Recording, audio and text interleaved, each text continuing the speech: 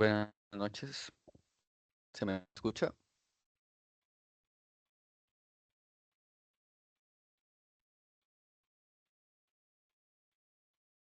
Ok, ok, ok, gracias. Bueno, pues ya son 10:05. Vamos a ir empezando con la sesión de hoy, que va a ser sobre Risk Management and Incident Response, o lo que sería la gestión de riesgos y respuesta a incidentes, obviamente en el área de seguridad. Estas dos puede que no lo parezca a un principio, pero van de la mano. La gestión de riesgos como tal nos ayuda a priorizar qué proteger o dónde invertir nuestros esfuerzos, y la respuesta a incidentes entra cuando aún así con esa gestión de estos riesgos puede llegar a fallar algo y tenemos que saber cómo reaccionar rápido. Si tienen dudas durante la sesión, como siempre pueden dejarlo en el chat, y si lo alcanzo a leer en el momento pues contesto, si no al final. Así que vamos a ir pasando a la primera diapositiva, que es exactamente qué es un riesgo en la ciberseguridad. Y bueno, este riesgo se refiere a la probabilidad de que una amenaza, lo que sería como ejemplo un ciberataque, explote una vulnerabilidad para causar daños como robo de datos, interrupción de operaciones, pérdidas económicas, daño a la reputación. Entonces, como tal, el riesgo aparece cuando una amenaza, que vamos a definirlo un poquito más en la ciencia positiva, tiene la capacidad de explotar cualquier tipo de vulnerabilidad y que cause un impacto negativo en alguna organización. Estos términos normalmente combinan dos factores, que sería la probabilidad de que un evento ocurra y el impacto que tendría ese evento si llega a ocurrir. En ciberseguridad, a estos eventos, por así decirlo, se les llamarían incidentes, que es como los casos ya que un daño, un robo de datos, una interrupción de operaciones. Entonces, cuando se dice el riesgo, es la definición tal cual sería qué tan probable es que una amenaza aproveche esa debilidad y cuánto daño puede causar si lo logra. En la imagen que tenemos ahí aparece como tipos de riesgos, con lo que sería el malware, los botnets, caballos de Troya, phishing, etcétera. Pero algo importante aquí, que fue como que la parte trampa de poner la imagen, es que estos no son riesgos por sí solos, sino son más amenazas, pero muchas veces como que se llega a confundir, ya que el riesgo aparece cuando estas amenazas se combinan con una vulnerabilidad real. Ahorita lo voy a explicar un poquito mejor, pero muy a resumidas por un ejemplo, el ransomware es la amenaza, tener un endpoint sin parches sería esa vulnerabilidad, y esa combinación a la hora de que se cifren datos y que se pueda detener una operación, ahí es cuando ya se convierte en un riesgo.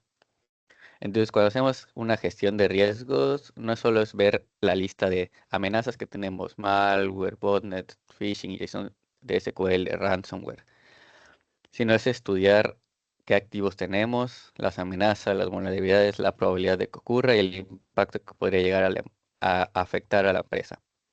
Y ahí es cuando se calcula normalmente lo que sería un nivel de riesgo. Entonces, en la siguiente diapositiva es a explicar un poquito mejor la diferencia entre riesgo, amenaza y vulnerabilidad. Como dije, muchas veces se llegan a confundir un poco. Entonces, por primero sería el riesgo, que es la posibilidad de que una amenaza aproveche una vulnerabilidad y genere un impacto. Entonces, este riesgo como tal se mide en, como dije antes, probabilidad de impacto, pero no existe por sí solo, sino es una combinación de la amenaza, que es algo que puede atacar, la vulnerabilidad, que es la debilidad explotable, y cuando se materializa. Entonces, una amenaza es cualquier evento o acción que pueda llegar a causar un daño. Como dije antes, podría ser un malware, un ransomware. Hay muchos tipos de amenazas. Y aquí lo que hay que tomar en cuenta es que una amenaza por sí sola no garantiza que va a haber algún incidente de seguridad. Solo es ahora sí, esta sí sería como una lista de ataques que ya existen y que pueden pasar. Y luego sigue la vulnerabilidad, que esta ya es la debilidad o fallo en el sistema que puede ser explotada por una de estas amenazas. Esto puede ocurrir por malas configuraciones, algún parche que nos aplicó, em, algún proceso a la hora de crear, por ejemplo, una página web que ya esté mal diseñada desde un inicio, una contraseña débil. Entonces, la vulnerabilidad es lo que permite que la amenaza pueda entrar, tengas un punto de entrada, por así decirlo. Entonces, si se suma la amenaza con la vulnerabilidad y el posible impacto que tiene en la empresa, es lo que te da el riesgo. Entonces, a la derecha el concepto clave como tal, threat que es amenaza, es algo que puede causar un daño, vulnerability es una debilidad, el impacto son las consecuencias que tendrá si el ataque se llega a materializar, puede ser hasta, no sé, pérdidas económicas, de reputación, datos filtrados, etcétera. La probabilidad o likelihood, que como tal es qué tan probable es que ocurra la amenaza si se llega a explotar esa vulnerabilidad en la empresa. Y los assets, que son los activos que estamos intentando proteger, como un servidor, una base de datos, una aplicación crítica, información sensible, como las que vimos antes, informaciones sensibles o algún proceso de la empresa, por así decirlo. Entonces, en la gestión de riesgos siempre se usan estos elementos y se usan y se evalúan por separado. Entonces, estos conceptos son la base para lo que sería el un proceso que vamos a explicar después de gestión de riesgos, pero pues antes de eso, rápidamente sería hablar de la importancia de esta gestión de riesgos, o sea, por qué es tan importante. Entonces, a la hora de gestionar riesgos, lo primero y pues lo más importante, por ejemplo, es ver que los recursos en una empresa siempre son limitados. La empresa no va a decir, pues tengo todo mi dinero y lo voy a gastar en proteger cada una de las posibles vulnerabilidades que tiene mi empresa. Normalmente no siempre quieren gastar el dinero en protegerse, entonces va a haber siempre recursos limitados. Y ahí es cuando a la hora de tener un límite nos obliga a priorizar qué realmente son los activos más críticos y qué amenazas son más probables ser explotadas en base a nuestros activos y el impacto que pueda causar a nuestra empresa.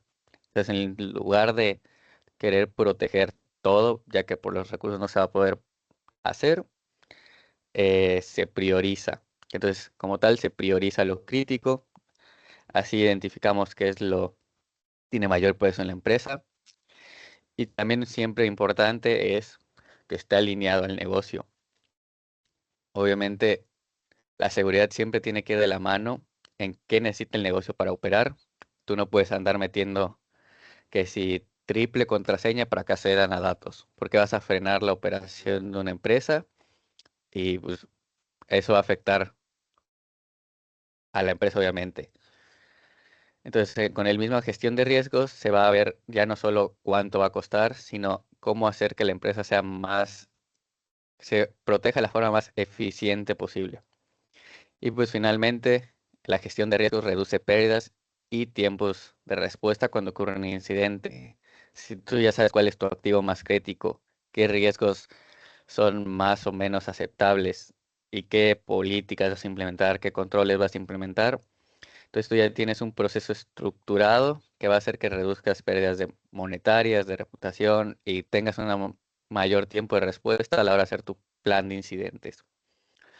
Y la gestión de riesgos se hace, hay varios frameworks como tal para hacer una gestión de riesgos, guías a seguir, desde por ejemplo ciertos ISOs hasta NIST. Acá por ejemplo es uno de los, por así decirlo, los pasos más comunes que sería el de identificar los riesgos, analizar el riesgo, evaluar el riesgo, tratar el riesgo y monitorear y revisar el riesgo. Entonces vamos a pasar viendo estos 5 pasos a la hora de hacer una gestión de riesgos. Y el primero sería identificar el riesgo. Este paso es muy importante, ya que si un riesgo importante no se identifica como primer paso, no lo puedes después analizar, ni evaluar, ni tratar. O sea, probablemente si no lo identificas, a la hora de que llegue a ocurrir, no lo vas a tener planeado en tu plan de respuesta a incidentes y va a ser mucho más problema. Entonces, ¿qué significa como tal identificar un riesgo?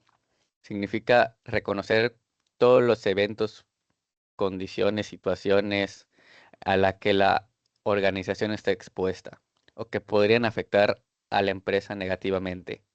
Y ya no sería, en este caso no sería solo de riesgos tecnológicos, como se puede ver, también riesgos legales, que hablamos mucho en la sesión de gobernanza, que es muy importante hablar del manejo de datos. También a la hora de identificar un riesgo debes saber sobre riesgos legales, ambientales, de mercado. Obviamente en ciber te sentarías mucho en lo tecnológico y lo legal, pero es muy importante siempre tener todos, como los riesgos operativos, por ejemplo. Entonces, esto puede ser, por ejemplo, un riesgo puede venir desde sistemas vulnerables o con mal manejo de datos. Entonces, en este paso se enfoca en identificar todos estos tipos de riesgos. Y se puede hacer, por ejemplo, mediante el inventario de activos, saber qué activos hay en la organización, qué tenemos, qué hay en la organización, por decirlo. Si la empresa tiene, por ejemplo, un historial de incidentes, identificar qué incidentes ya han ocurrido antes en la empresa, o por ejemplo, en el sector de la empresa que se esté trabajando, también sirve mucho saber si en ese sector hay un riesgo que es bastante común, tenerlo identificado, en siempre seguir, por ejemplo, la información de amenazas actuales para saber posibles riesgos que hay en los sectores. Y un punto muy importante es que todos estos riesgos que estás identificando se vayan siempre documentando para a la hora de hacer tu plan de respuesta a incidentes. Ahora sí que saber qué riesgos como tal ya tienes identificado en la empresa. Entonces, el siguiente paso es el de analizar el riesgo. En el paso anterior solo los identificábamos y aquí ya se entienden más estos riesgos más a profundidad. Entonces aquí es cuando se hacen preguntas como cuál es su alcance, a qué procesos afecta, qué tan grave sería si ocurre.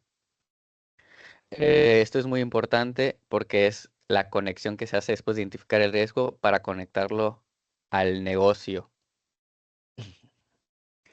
Em, Aquí, por ejemplo, se evalúa siempre la gravedad que pasaría si lo ocurre. Es decir, aquí es cuando se empieza a explorar la parte del impacto y pueden ser desde qué impacto puede tener un riesgo, la pérdida de datos, como dije, el daño reputacional, que siempre es muy importante, el impacto operativo, siempre va a ser muy importante tenerlo en cuenta, ya que puede que como tal digas, pues no se van a filtrar datos, pero si un riesgo hace que por algún momento por ejemplo, cuando hace poco se dejó de funcionar AWS y que muchos servicios dejaron de funcionar, ese fue un impacto muy grande operativamente que hizo demasiadas pérdidas a todas las empresas, por más que a lo mejor se haya caído, no me acuerdo cuánto tiempo, pero se cayó cierto tiempo. Entonces, en la imagen de la derecha, pues muestra muy bien lo que sería más que nada como ese análisis de riesgo en el que se basa de la probabilidad y el impacto. Y esta combinación es en la que en el siguiente paso nos va a permitir evaluar estos riesgos, ya que si sabemos qué tan probable es que un riesgo pase en la organización o qué tan probable es que pase con ciertas vulnerabilidades y qué impacto ocasiona este riesgo, vamos a poder, en base también a los activos que tengamos, poder evaluarlo. Entonces, una vez que tengamos este riesgo analizado, se pasa a la parte de evaluación o clasificación del riesgo. Aquí lo que se hace es priorizar, ya que no podemos, como se menciona en la parte de los recursos, al no tener recursos ilimitados, tenemos que priorizar cuáles son los que vamos a enfocar nuestros recursos, ya que al final de cuentas no todos los riesgos tienen la misma urgencia de resolverse. Siempre va a haber riesgos de mayor prioridad, que es lo que se va a hablar aquí en la tabla que está aquí al lado. Mm, Y esto es fundamental porque ya no solo es la parte de recursos, sino también siempre pues hay un tiempo, ahora sí que para resolver y hacer esta gestión de los riesgos. y no puedes resolver todos los riesgos porque te va a tomar años. Entonces vamos a explicar un poco la tabla de clasificación de riesgo que está aquí a un lado. Lo que sería un riesgo bajo son riesgos que requieren una atención de rutina, o sea que no presentan como tal un peligro inmediato y que su impacto sería mínimo. Estos normalmente son de procesos o controles que puedes decir se pueden mejorar, pero como tal no afectan al negocio en sí. Luego tenemos los riesgos de prioridad media. Estos ya requieren una atención más específica. Esto puede ser, por ejemplo, ciertos incumplimientos menores, algún daño reputacional no tan significativo o que afecte muy pequeñamente tanto operativa y económicamente. Ya aquí ya es, obviamente ya aquí se debería priorizar, pero eso obviamente sería en el caso de que no tuvieras de los siguientes riesgos que vamos a hablar, que sería el alto, que esto indica que ya hay un problema significativo y que se tiene que atender rápidamente, ya que si no se mitiga tiene una alta probabilidad de causar daños en la empresa, lo que podrían ser ahora sí que un incumplimiento legal de alguna política y que a la vez puede llevar a un daño reputacional serio, por ejemplo, si se filtran.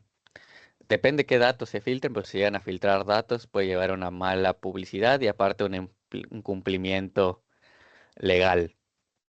Y pasando a lo que sería el riesgo crítico, que este ya sería el nivel de se tiene que mitigar inmediatamente.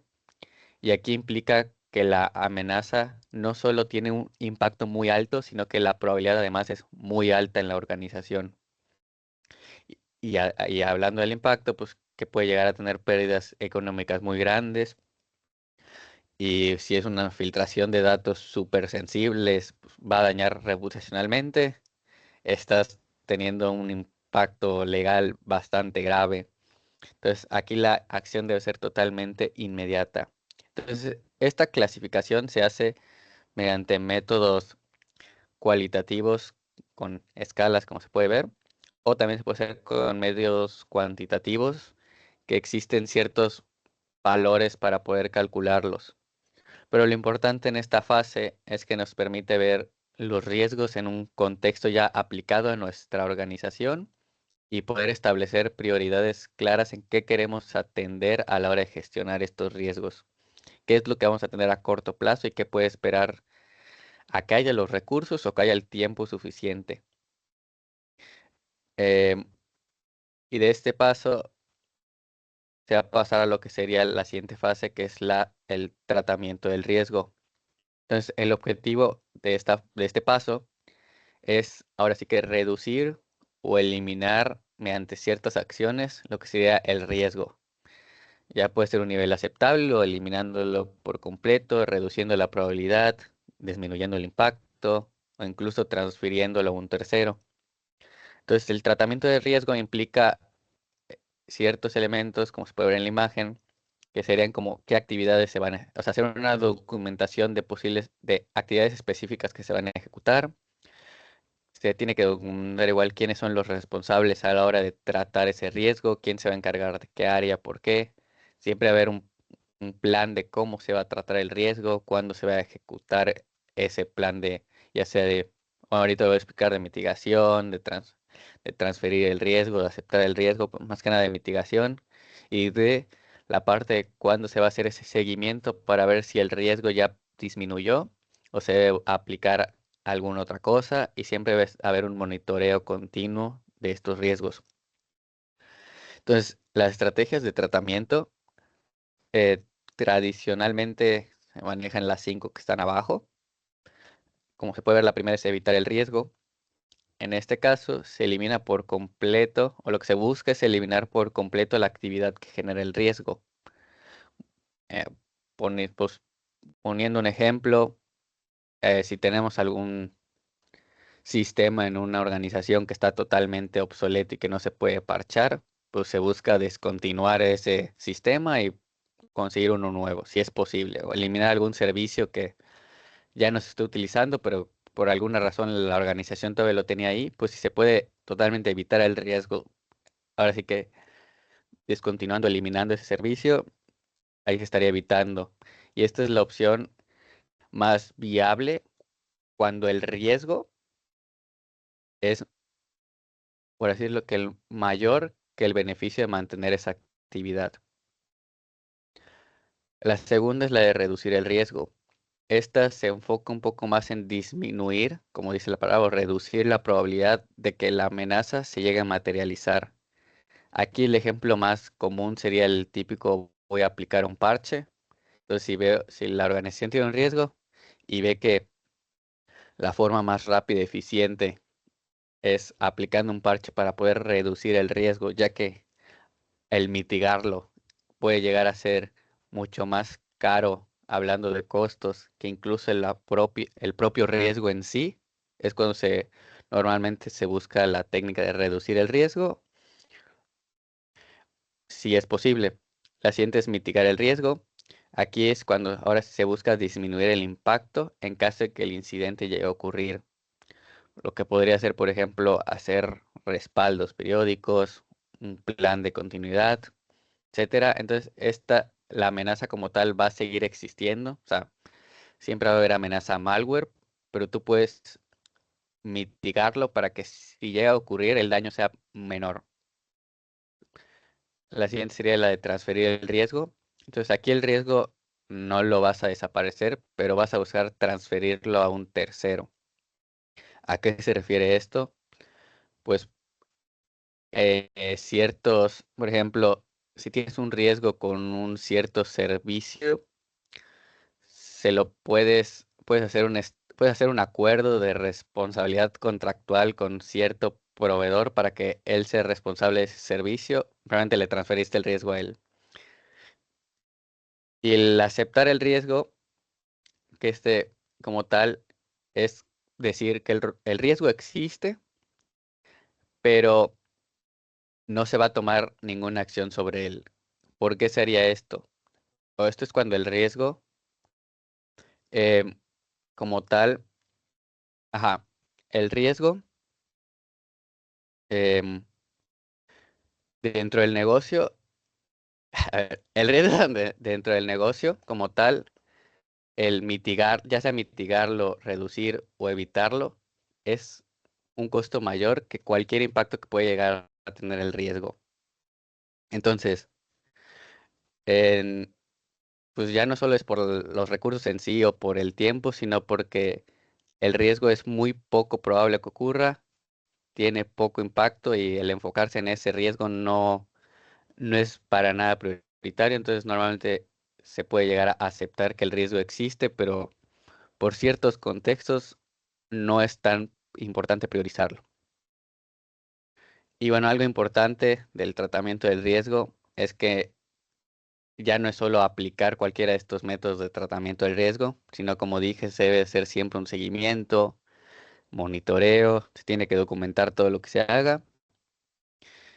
Y bueno, una vez que se hace eso, pues como digo, se hace la parte ya en el proceso de gestión de riesgos, se hace la parte de monitorear y revisar los riesgos.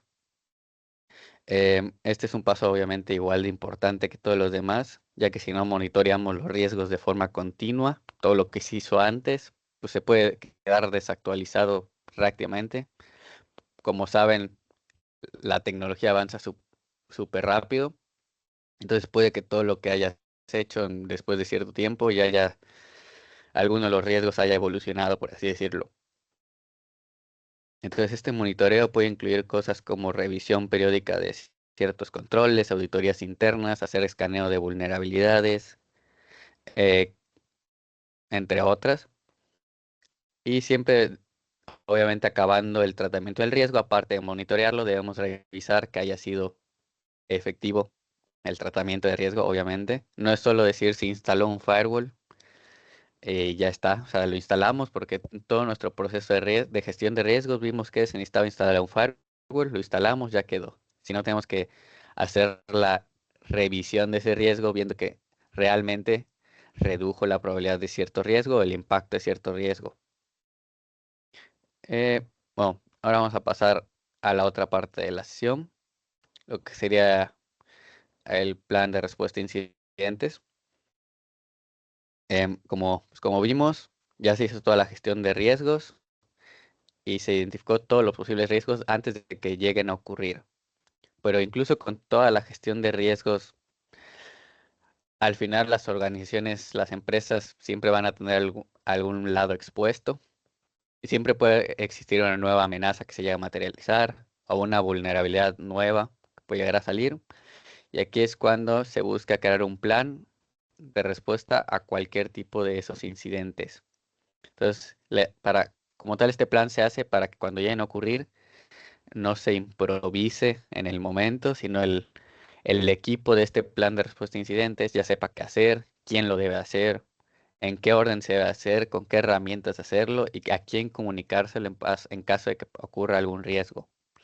Entonces, un plan de respuesta a incidentes es el conjunto de estos pasos y directrices diseñados para detectar, responder y recuperarse de incidentes de seguridad, como sería, ahora sí que hay ejemplos aquí de filtración de datos, ciberataques, malware, errores humanos, etcétera.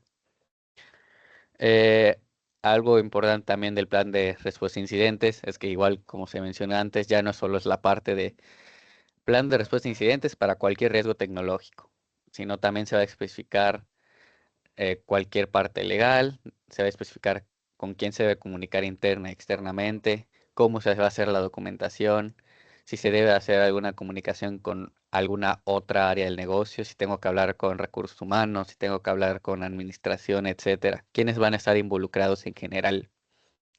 Entonces, como dije, por qué es tan importante este plan de incidentes? Bueno, como tal, como se ve, siempre minimiza el posible daño. Ya no solo se hizo la gestión de riesgos, sino al tener el plan de incidentes, sabes que si algún riesgo se lleva a ocurrir, se va a poder, el incidente se va a poder detectar tempranamente y se va a poder contener de la forma más rápida posible, así pudiendo evitar cualquier pérdida mayor de la que puede haber ocurrido si se tenía que improvisar en el momento. Y a su vez, como ya se tiene un plan, caso un incidente, permite restaurar cualquier operación de forma más eficiente. Se busca tener siempre que el plan tenga procedimientos claros que indiquen qué servicio vamos a restaurar, qué es lo primero que se debe, ahora sí que proteger y recuperar para tener las menores pérdidas posibles, qué se va a priorizar, quién va a coordinar el equipo técnico con qué parte de la organización debe hacer para que opere más rápido. También, obviamente, al tener el plan, como está estructurado para que siempre se haga la parte de documentación, va a permitir que se evita que el incidente como tal se vuelva a repetir. Y pues una parte importante es que siempre requiere coordinación, no solo el equipo técnico, sino áreas de negocios, comunicación, legales, etcétera. Entonces, aquí vamos a hablar del ciclo de vida de un plan de respuesta a incidentes en base a lo que sería el marco de NIST. Entonces, normalmente el plan de respuesta a incidentes en el modelo de ciclo de vida de NIST se basa en la preparación, la detección de análisis, la contención, erradicación y recuperación y lo que pasa después de que ocurre un incidente. Esto lo voy a hablar paso a paso después de esta diapositiva. Entonces, pasando a este diagrama del lado derecho, este nos ayuda a entender un poco más que que el plan de respuesta a incidentes no es solo como que una actividad aislada, sino es una estrategia completa que empieza, por ejemplo, desde la parte de Govern, que es en la parte de preparación, que es la parte estratégica del plan de respuesta a incidentes. Esto es todo lo que relaciona con las políticas, los roles, qué responsabilidad se le va a dar a cada rol, qué procesos. Es el marco en el que se va a basar el plan de respuesta a incidentes. La parte de identificar, este se encarga de conocer el entorno, va muy de la mano con lo que fue lo de la gestión de riesgos, permitió identificar todos los riesgos posibles. La parte de proteger, que incluye cualquier control de protección, de prevención, los firewalls, el hardening, segmentación, etcétera. También está incluido obviamente el parte ya del ciclo de vida que se va a ver después para la parte de detección. Aquí es donde, por ejemplo, hablando del plan de incidentes, se documenta si se entra un SIEM, si se usa un IDS IPS, si qué tipo de monitoreo de logs hay, etcétera. La parte de responder, Eh, este cubre todas las acciones que se toman cuando el incidente ya ocurrió. Aquí es donde en el ciclo de vida que voy a hablar en un momento, pues entra la parte de contención, de erradicación y de recuperación. Bueno, el de recuperación es después, que sería el de recuperación, que se enfoca ya ahora sí que una vez que el incidente ocurre, cómo se va a restaurar de la forma más eficiente para que la operación del negocio vuelva a su estado original, ya lo que serían backups, etcétera. Pero vamos a hablar un poco ya como tal de lo que sería el ciclo de vida. Entonces, la fase uno sería la preparación. Esta es la primera fase como tal del proceso de respuesta a incidentes.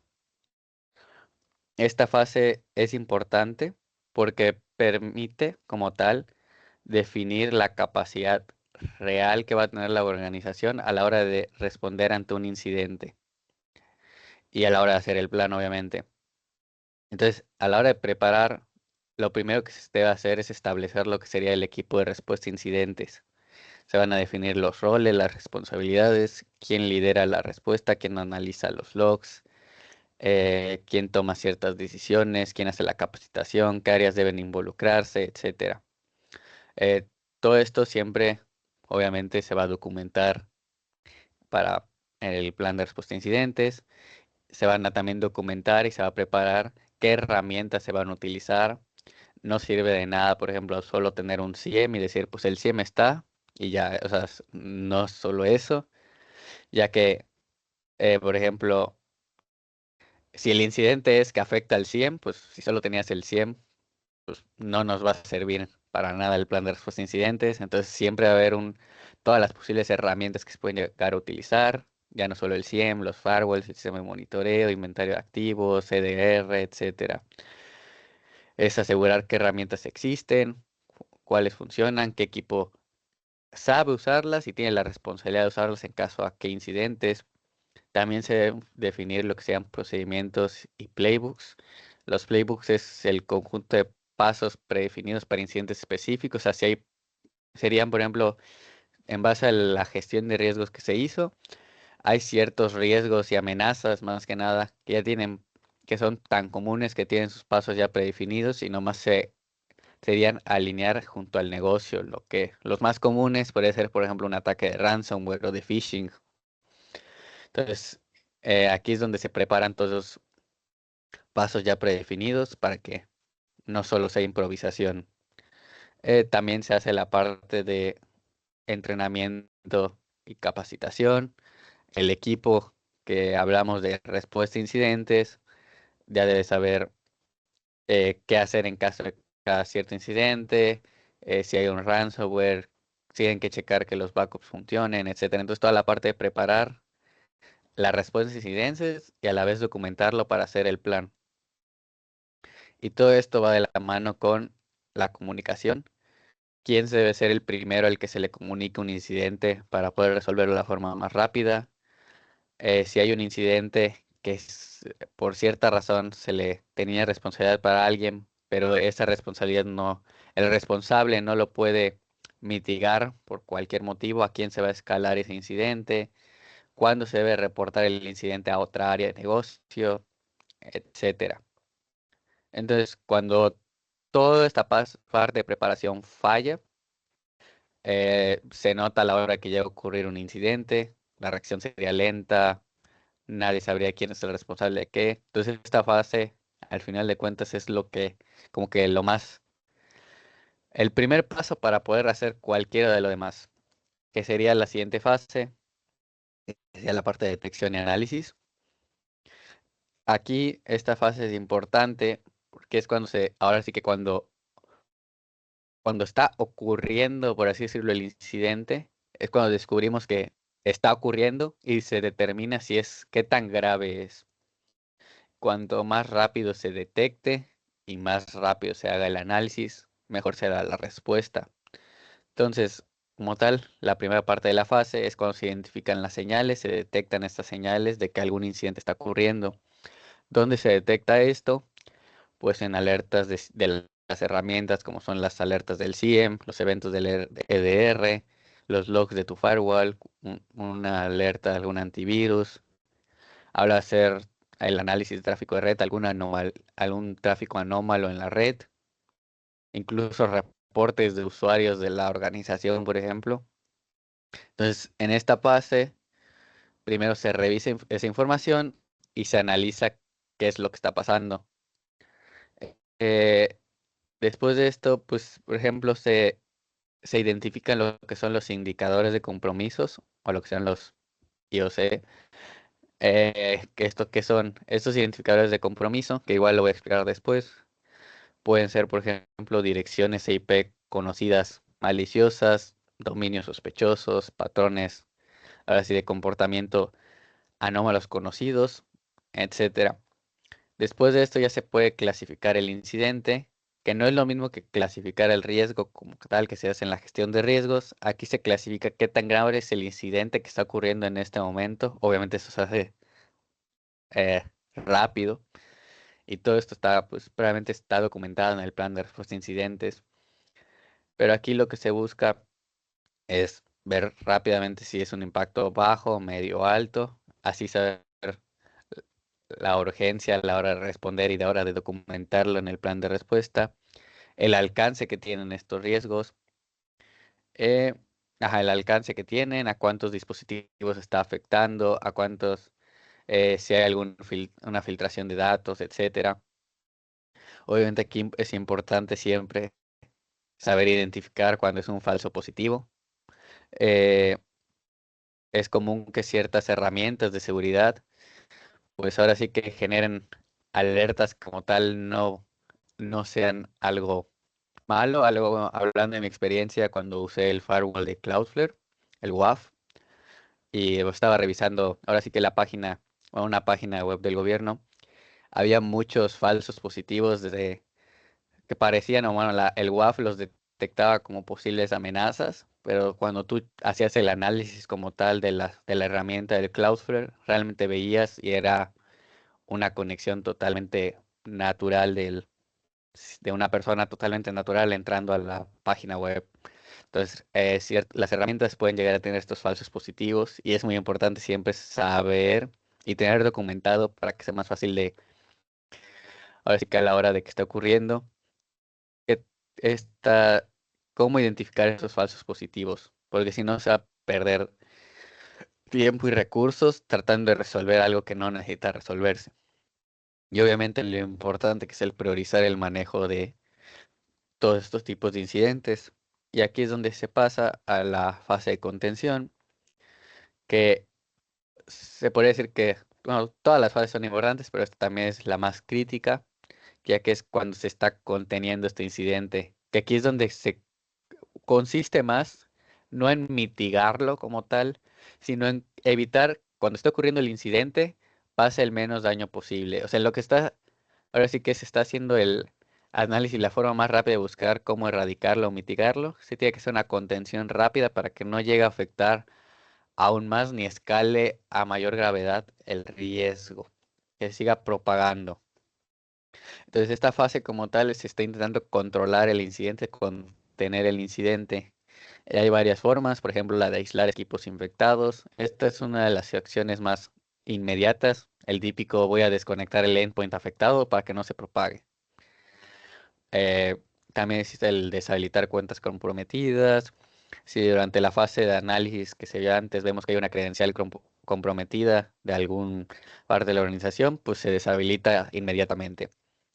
En el caso, por ejemplo, de los firewalls, algo muy común es el hecho de bloquear ciertas IPs o dominios maliciosos. Así se está haciendo, por ejemplo, un ataque de DDoS, por ejemplo, y ves que todos vienen por alguna razón de la misma IP o un ataque de fuerza bruta, pues se bloquea y ya sería como que la primera parte de la contención. Segmentar o desconectar partes de la red es muy de la mano cuando se está viendo que está afectando cierto incidente a varias máquinas o que existe el riesgo de que se propague, pues a lo mejor aislar esa parte de la red de forma rápida para que solo se contenga el riesgo, el incidente en esa zona de la red. Y utilizar, pues por ejemplo, el EDR, el Endpoint Detection and Response, que tienen sus propias funciones de contención, que sería, por ejemplo, el mismo aislamiento de red. Y después de la parte de contención, se pasa a la fase de erradicación. Aquí ya es cuando una vez que tienes el incidente ya contenido, ahora sí es que se detuvo la propagación, ya la erradicación se centra en eliminar completamente el origen del incidente y cualquier rastro de él. Esto puede ser, por ejemplo, en caso del que ocurra una amenaza de malware, pues se busca si el incidente involucra malware o ransomware o troyanos, etcétera, pues se remueve por completo el sistema si es posible. Ahora sí que no solo es lo borro y ya, sino se debe hacer un análisis de que de dónde vino el malware y de ahí ya erradicarlo desde su origen. Cerrar vulnerabilidades explotadas. Si vemos que el origen viene de una vulnerabilidad que se explotó y si es posible, pues se busca cerrar. Esto puede ser, por ejemplo, que si el incidente ocurrió de un software sin parches, alguna mala configuración, ahora sí que cerrar esa vulnerabilidad. Hablando de la persistencia, esta es una técnica común de los atacantes para mantenerse dentro del sistema, aunque se reinicie, por así decirlo. Ocurrió un incidente en cierta computadora, la reinició el personal que estaba usándola, pues está esta persistencia de los atacantes con ciertos scripts o tareas programadas, backdoors. Entonces es muy importante a la hora de erradicarlo, quitar toda esta persistencia para asegurarnos que el atacante ya no tiene ninguna vía de acceso. Borrar cuentas maliciosas, instalar actualizaciones de parches si es necesario y revisar todas las configuraciones inseguras. Y se pasa a la parte de recuperación. Esto ya es a los sistemas o servicios afectados. Una vez que el incidente ya se erradicó, se busca asegurar que vuelvan a funcionar sin ningún tipo de riesgo. Entonces se busca volver a la operatividad de forma normal y segura. No solo es, no sé, le pasó algo al servidor, lo apagamos, lo reiniciamos, quitamos todo y ya está, póngalo ahí y ya está totalmente bien.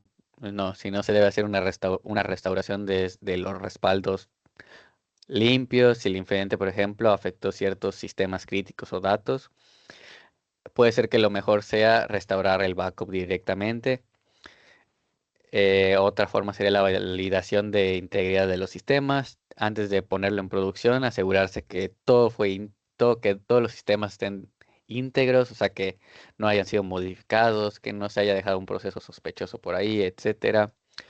Después de recuperarlo, hacer como tal siempre, muy importante, siempre hacer los monitoreos de manera un poco más agresiva de lo normal, nada más por la etapa de recuperación durante un cierto periodo de tiempo y pues hacer ciertas pruebas ya después para asegurar que el incidente no vuelva a ocurrir. Eh, pues ya.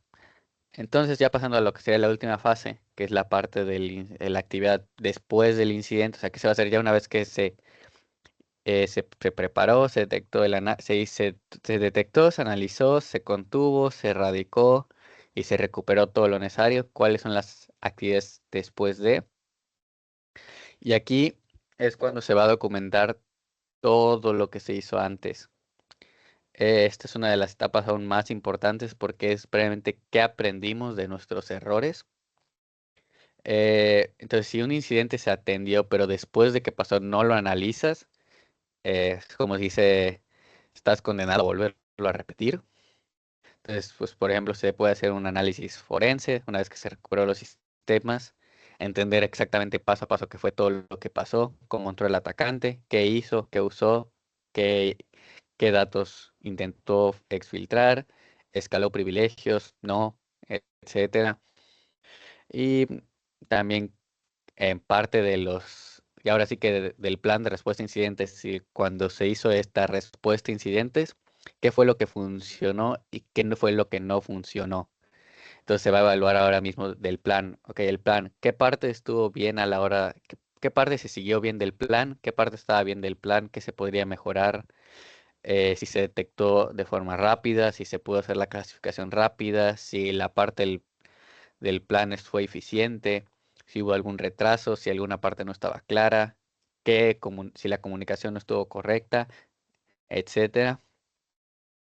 Obviamente se mejora el plan de incidentes, se actualizan los playbooks en caso de que si faltaba algún paso, alguna información ya está desactualizada, se ajustan las políticas, se hace un reporte final para la parte superior de la organización, obviamente, que especificando exactamente qué ocurrió, cómo se manejó, qué afectó, el tiempo que tomó, qué decisiones se tomaron, qué acciones quedan pendientes, obviamente, y pues hace obviamente un cálculo de impacto y costos para saber ahora sí que el impacto que tuvo el incidente y cómo reducir ese impacto.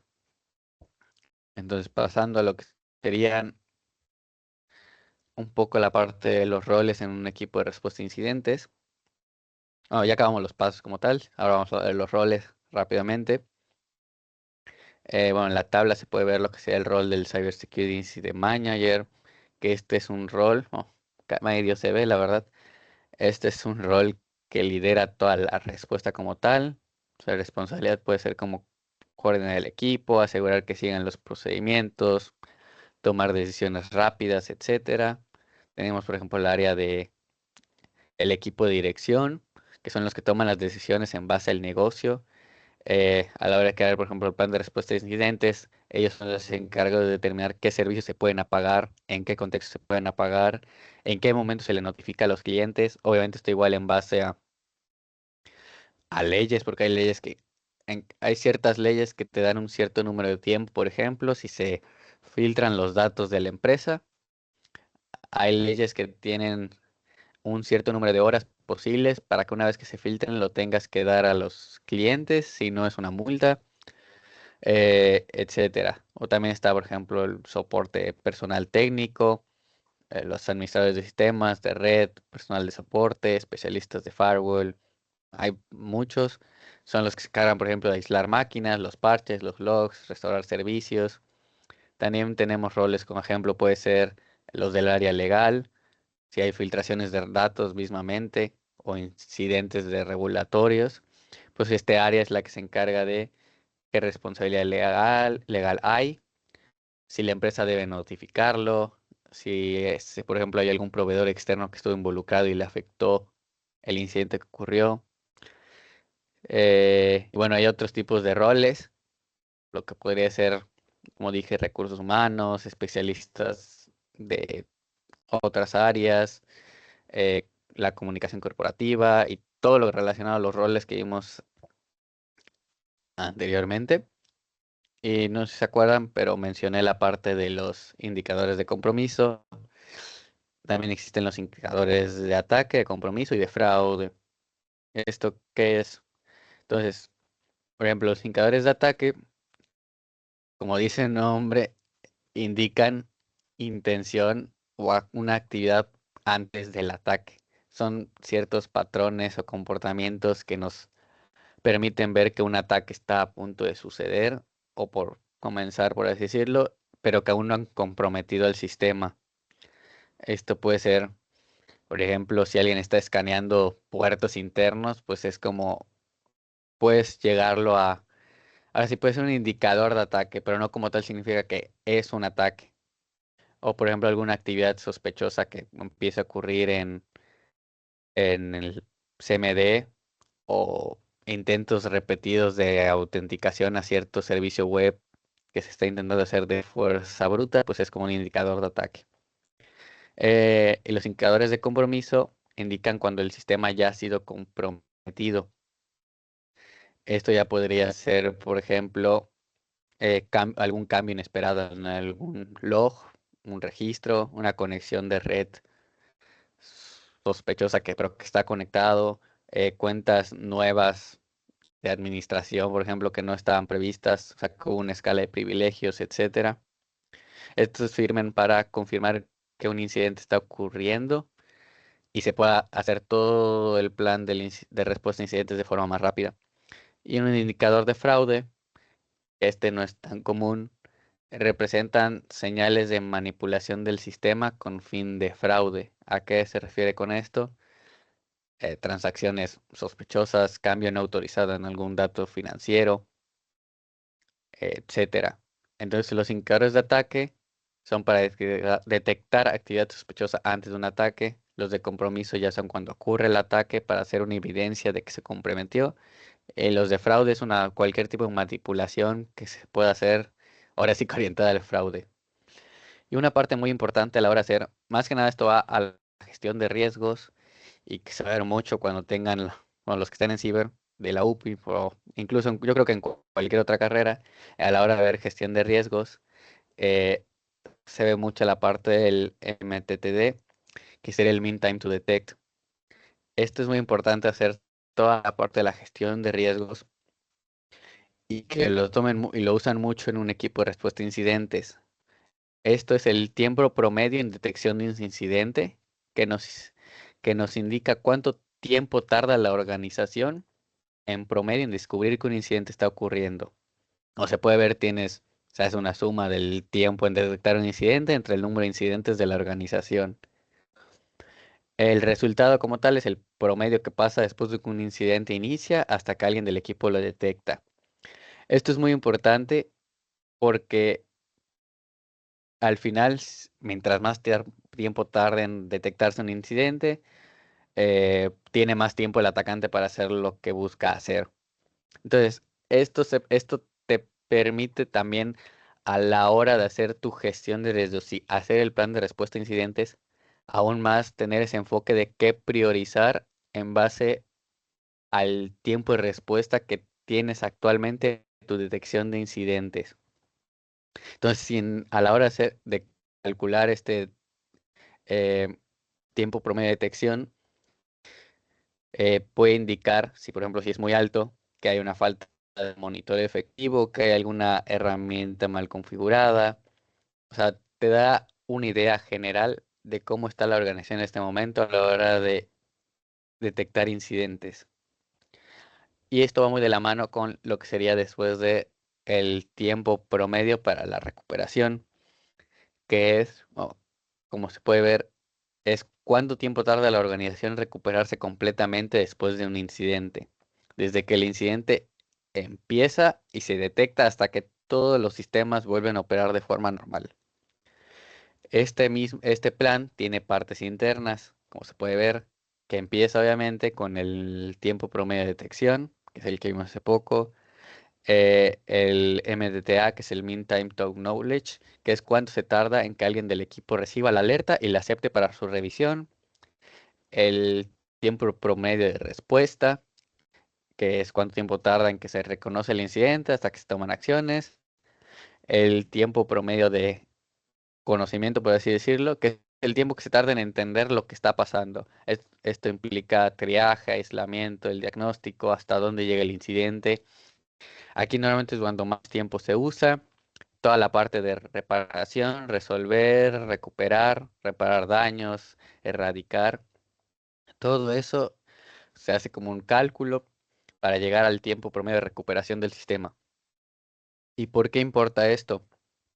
Porque tener un índice alto de tiempo de promedio de recuperación significa que la organización está expuesta durante más tiempo, los procesos están detenidos más tiempo y los costos del incidente van a aumentar y son mayores pérdidas. Entonces, reducir esto, pues es como que la parte más importante de toda la parte de gestión de riesgos y el plan de respuesta a incidentes. Todo esto, uno de sus mayores KPIs o factores de rendimiento para los equipos de respuesta a incidentes es ver que todo lo que están aplicando cuando ocurre un incidente reduce su tiempo de recuperación. Y ya para acabar de forma rápida, hice como que un caso real de un resumido de lo que sería cuando ocurre un incidente. La verdad va a ser bastante rápido. Es un caso de phishing más malware. Em, un empleado de una empresa recibe un correo que parece legítimo de un Adobe gratis por un año para empleados corporativos. Eh, Obviamente el empleado dice, a ver, abre el correo y le manda a un sitio web falso que imita la página de Adobe. Y pues como el empleado no tuvo capacitación ni cree que es real, le da a activar y pues el instalador contenía un troyano para robar credenciales y enviar información a un servidor externo. Eh, Ahora sí que para la parte del equipo de respuesta a incidentes, las primeras señales del incidente es que después de instalar el supuesto activador, obviamente el comportamiento del equipo va a cambiar. Entonces aquí el EDR, por ejemplo, registraría actividades fuera de lo normal, algunos procesos desconocidos intentando ejecutarse, conexiones constantes a un dominio no identificado, lectura sospechosa de archivos al sistema. Todas estas actividades serían ejemplos de indicadores de compromiso y al mismo tiempo, bueno, el empleado no está percibiendo ningún problema, pero las herramientas de monitoreo están alertando al equipo de seguridad que hay una posible infección. Y aquí es cuando entra en juego la parte del mean time to detect o el tiempo promedio para detectarlo. Entonces aquí, desde que está ocurriendo eso, es cuánto tiempo le está tomando al equipo identificar esta anomalía. ¿Qué es lo que busca el equipo de respuesta a incidentes? Que este tiempo sea el menor tiempo posible. Y después de cada incidente se busca analizar qué fue lo que pasó y cómo poder mejorarlo.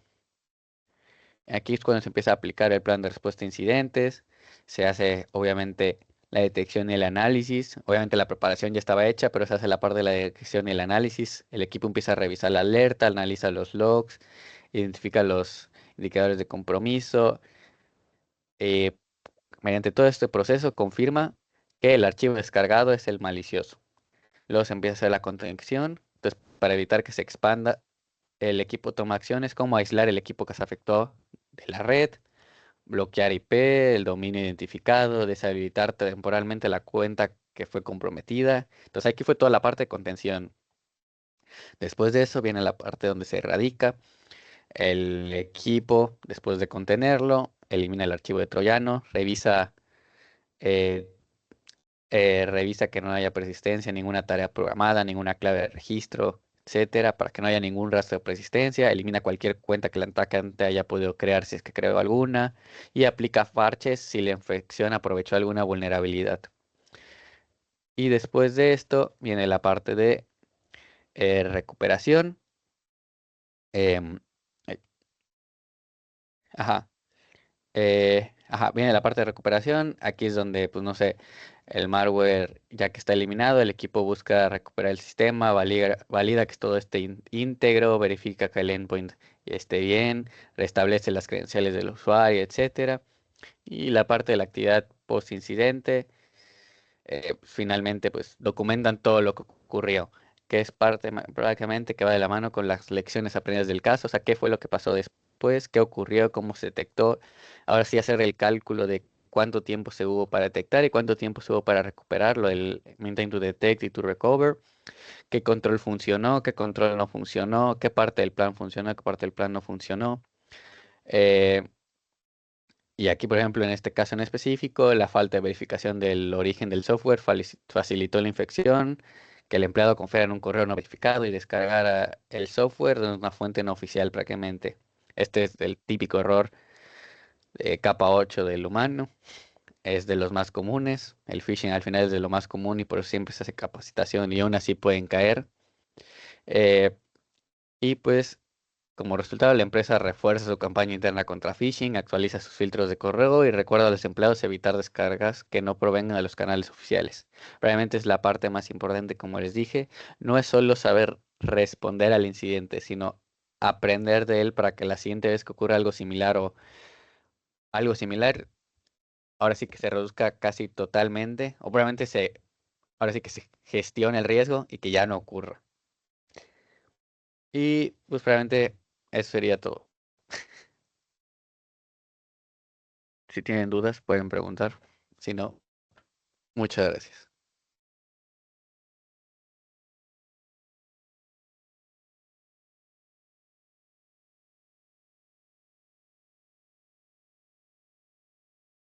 Bueno, en un momento se pasa lo del pase de lista.